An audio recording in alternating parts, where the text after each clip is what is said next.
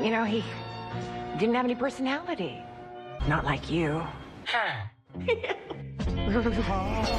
Minecraft movie. Are you finished? No, I think he's Swedish. Rated PG. What's going on, everyone? My name's Henry from Ahead of the Curve 94. Thank you so much for tuning in to a very special episode of The Shit Show. On today's show, we're talking about the newly released 2025 film, a Minecraft movie. Now, I know what you're thinking. Normally, we cover older movies on The Shit Show. But you know what, people? I saw this piece of shit in theaters yesterday, and I can't shake this one, okay? We need a dedicated review just for this movie. So you know what? Here we are. Let's do this shit. Welcome to The Shit Show. Alright, people. The film stars Jason Momoa, Jack Black, Danielle Brooks, Emma Myers, and Sebastian Hansen. In the film, 4 misfits are pulled through a portal into a cubic world that thrives on imagination, having no choice but to master the world while embarking on a quest with an expert crafter named Steve. People, this one is fucking rough. Imagine a modern version of the Pest, played by Jack Black in this cool ass green screen world. There's no way around this, people. In my opinion, the Pest, played by John Leguizamo, is less annoying than Jack Black in this one. So let that be known. Speaking of which, get ready for a shitload of narration by Jack Black. Hope you love it. And this isn't normal Jack Black, okay? This is like, Zablonsky. Like, he's so goddamn animated every fucking time. Whew. We meet Steve as a kid. He's in a stupid little blue shirt and blue jean outfit. We meet him as a kid who's trying to go into this mine, who's guarded by, might as well be a goddamn human guard dog. I mean, this dude is snarling, he's missing teeth, just ready to go at any moment. He's there to block the entrance there. He's here to sway you away, you know? Unfortunately, Steve comes back like, I don't know, 20, 30 years later. He's played by Jack Black now. And this motherfucker's still there. Like, where's his movie? Because I think that's the more interesting one. Dude hadn't aged a single day. Hadn't lost another tooth since earlier. I mean, like, I want to know his story at this point. What the fuck are we doing here? The answer to that question is we're here to lazily just teleport into this other world. I think it's called the inner world or the overworld. One of those might be right. I don't really give a fuck, to be honest with you. In case you couldn't tell, I'm not a Minecraft fan. I've never played a second of this game. However, in Smash Bros, I've whooped some Minecraft ass, okay? I beat the shit out of Steve, Enderman, Zombie, all them bitches. They can get it. Anyway, so Jack Black puts one cube into another cube and the portal opens and then we cut away as he enters the world. Who knows how many years it's been since he's disappeared. It's kind of ripping off Jumanji 1 in a way. We came across the Nether. A place with no joy or creativity at all. You! What are you making? Oh! In this movie, the bad guys are pigs, which, you know what? As a person who doesn't eat pork, you know, I feel like I shit on pigs a lot. But they're getting a horrible rep in movies, okay? Specifically video games and video game movie adaptations. Think about it, people. Not only are they the enemies in Minecraft, they're also the enemies in all the goddamn Angry Birds games. Come on, pigs. I'm on your side for once, you know? It's your time. Whatever, people. We meet our 2 kid characters. Oh, shit. Big sister and little brother. Forgot the big sister's name, but the little brother's name is Henry. So of course I'm gonna remember that one. Big sis and little bro are bland as all hell. The big sister looks like she's like 14, but apparently she's old enough to drive and own an apartment or a house or whatever the fuck. I guess looks can be deceiving, but man, I ain't gonna hold you people. I thought they were both minors. Her whole thing is she's trying to do the right thing and guide Henry, give him the life he wants. But unfortunately, Henry, his imagination is so big and vast that even she doesn't quite understand it. And this is one of those films where if you have imagination, you're kind of like shunned from society. That will come back later, especially in regards to the villains' motivations. We'll get into it. The kid who plays Henry is a horrible actor, and it does not get better. I was almost writing him off, but I was like, hey, he's probably warming up, He'll expand by the time this movie ends. Nope, I was wrong, people. This is it, the entire film. And while we're at it, let's get into a couple characters. Jason Momoa plays some hunky dude who was a video game champion way back in the day. Back in 1989, where I guess he was almost a full-grown human being in that, which, by the way, ages him even more than he is in the real world. So yeah, he's living on to the glory days. There's not much to his character except he's here to be sort of the goofy one, not the overly goofy one. That's saved for Jack Black. So when he pops up on screen for his introduction scene, I went deep sigh. This isn't going to be one of those cool Jason Momoa performances like the one he gave in Fast X, is it? Nope, it's not going to be that one at all. I did laugh my ass off early on that they show his big ass only works out his fingers so he can play games. I mean, okay, you got me there. You got me. Up next, we have Danielle Brooks, who plays a cool realtor. I'm going to be real, y'all. She has the least amount of things to do in this film. I mean, she knows it too, but it's... What am I doing here? Is she here just to, fill out the, minority margin here?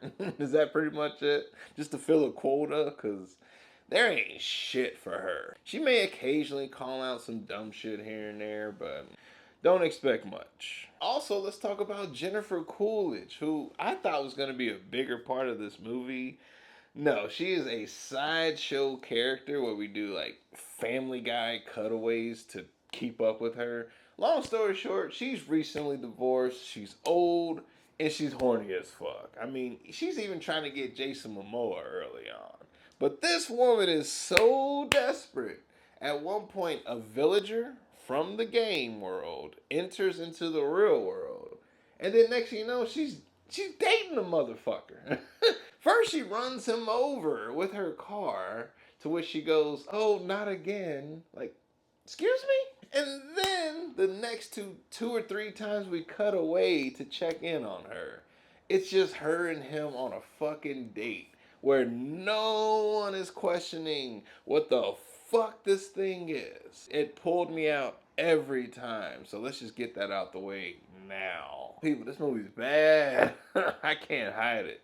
There's so much weird sexual humor in this movie. From the get-go, I thought it was weird. I made a note of it. With Jason Momoa, everyone's trying to fuck him. Even some weird, guy with a cool mustache. I respect that, fellow mustache bro.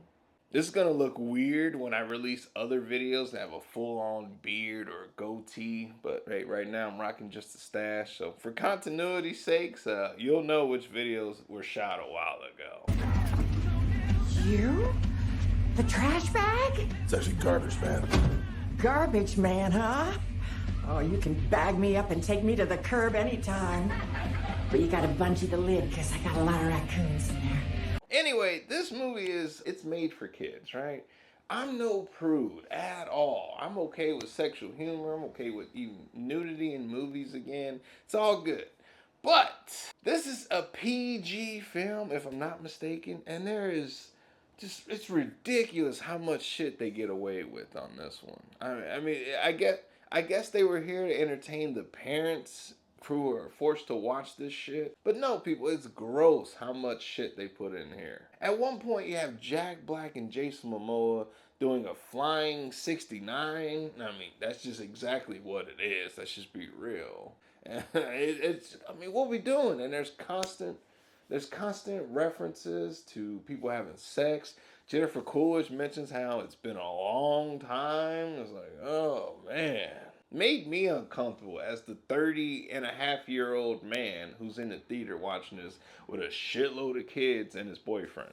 What in the hell? And if that happens, you can say Viacom DS to your body plane's navigation system. What? Yeah, garbage man isn't speaking English or Espanol. What am I doing here?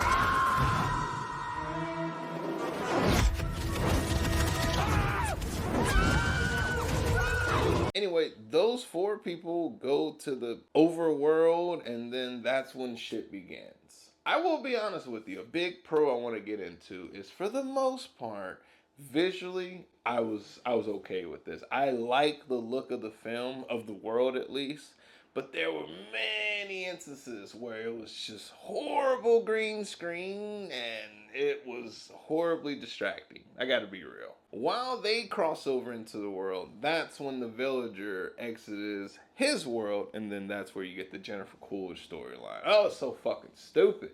I felt myself disconnecting and disassociating with life early on, and I'm talking 25, 30 minutes in. Yeah, people, I'm not kidding. I knew this was going to be a long, bumpy ride early on. Once night comes, the zombies come out. And you know what? For a second, the film kind of pulled me back in. It got a little dark at one point. I mean, the zombies are horribly just shredding apart a goddamn sheep. And I was in there laughing my ass off. But then almost a second later, you get Jason Momoa who's trapped in some whatever the fuck. And then you have the dumbass enemies who are trying to shoot Jason Momoa with arrows. And they're like 5 or 10 feet above him. They're putting stormtroopers to shame. I mean, even stormtroopers would be like, yo, y'all need to get your shit together. Of course, this is when Jack Black comes in to save the day and kick their ass. And then you get that iconic moment where he goes, I am Steve. The audience, the kids specifically in the audience, they love that one to death. And best believe there will be a couple other moments we're going to talk about where those kids, they were just coked out of their minds, going crazy in the theaters.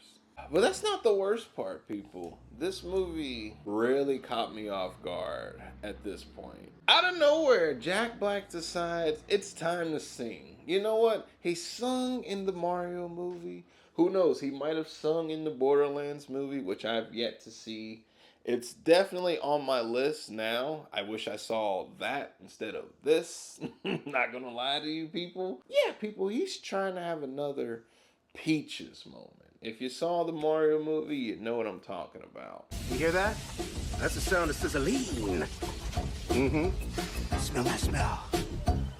La la la lava, chicken. Steve's lava chicken, yeah, it's tasty as hell. Ooh, mama, now you're ringing the bell. We get about 3, maybe 4 attempts of him singing, and each song is worse than the last. Oh my God. The kids knew at least 1 or 2 of the songs already, so I don't know the backstory behind that.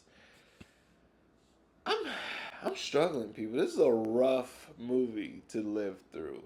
Even worse now to have to review it because I'm just reliving this traumatic moment in my life. Of course, we gotta have that moment where our main characters get into a little bit of a fight and they go their separate ways. That's when you know it's about halfway through. Henry and Big Sis have a moment where they clash. Henry goes off with Jason Momoa and Jack Black. Big Sis goes off with Daniel Brooks. I guess they were separating them by genders. I don't know. The boys gear up in the worst, most stupidest way I've ever seen in my life. They put together this and that, and they're building stupid ass tater tot cannons. I don't have time to get into it. I just don't. This is bad. They're gearing up for a fight scene that doesn't save this half of the movie at all. And no, it does not redeem shit. Now, I mentioned how I praise the visuals mostly, but after this fight scene, there's a chase scene, and this is the worst part of the entire movie for me.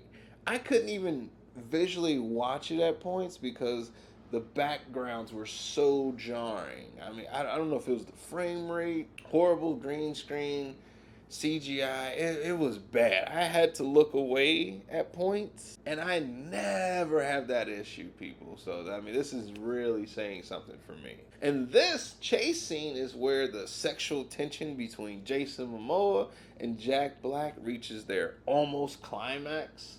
This is where you get the flying 69 that made no goddamn sense. I mean, what are we doing here?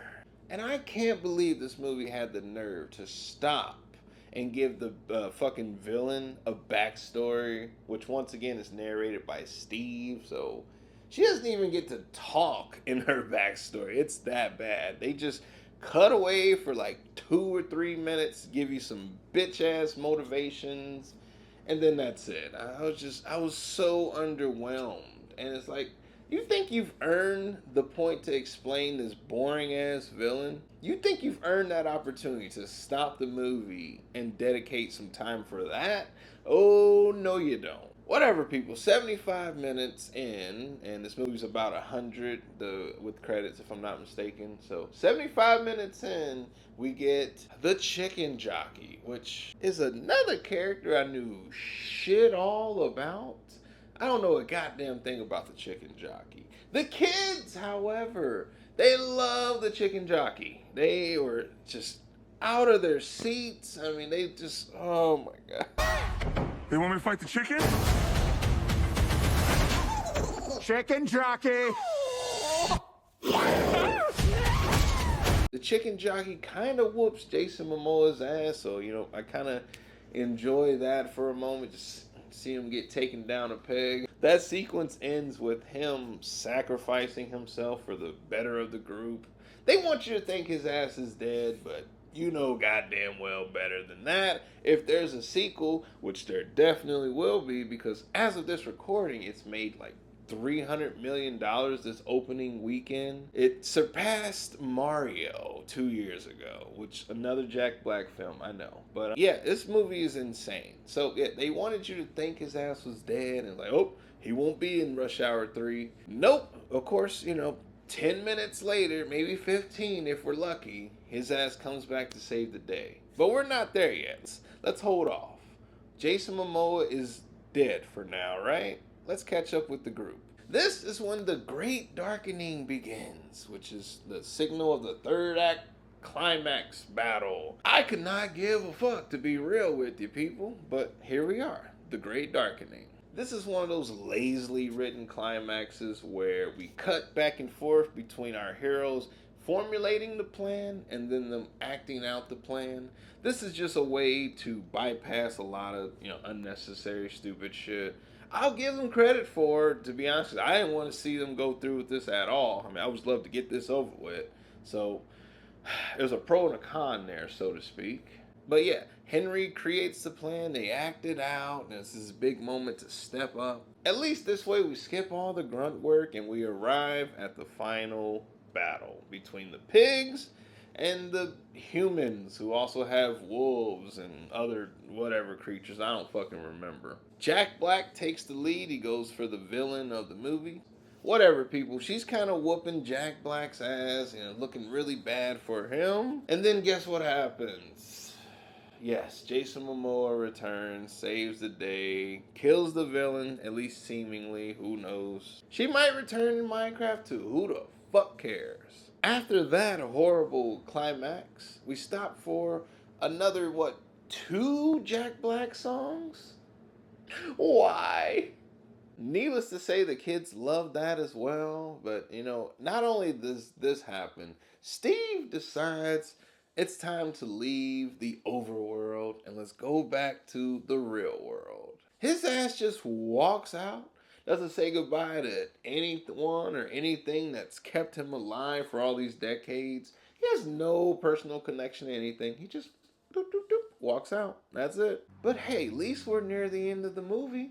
And the fucking corny ass kids were clapping and dancing the entire time Jack Black gave his closing narration. People just be ready. This is gonna be a goddamn franchise, and I'm just not mentally prepared for it. Oh man, we made it, people. Oh my.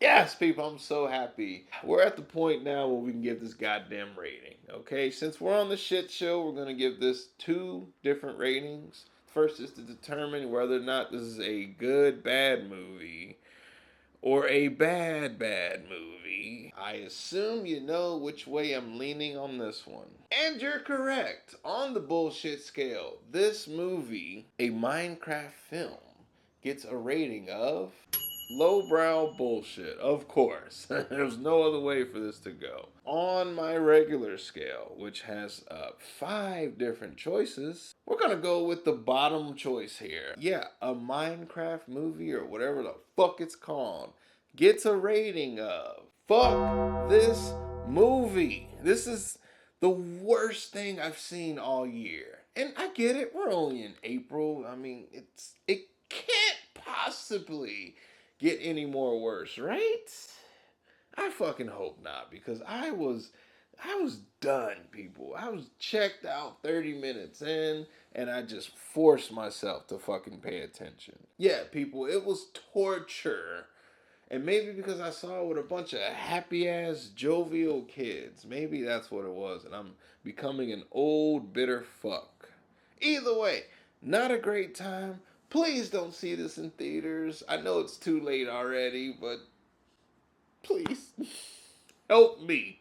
With that being said, people, thank you so much for tuning in. I'm very appreciative for every single one of you. Thank you once again, okay? I'm going to get the hell out of here before I have an aneurysm of some sorts. My name's Henry from Ahead of the Curve 94, and I'm signing out, y'all. Deuces! Hey, it's me again, the guy from the thing you just watched. Feel free to check out one of the 2 videos on your stream, currently speaking. You can't go wrong with either or. Thank you so much. This time, it's for real. Deuces.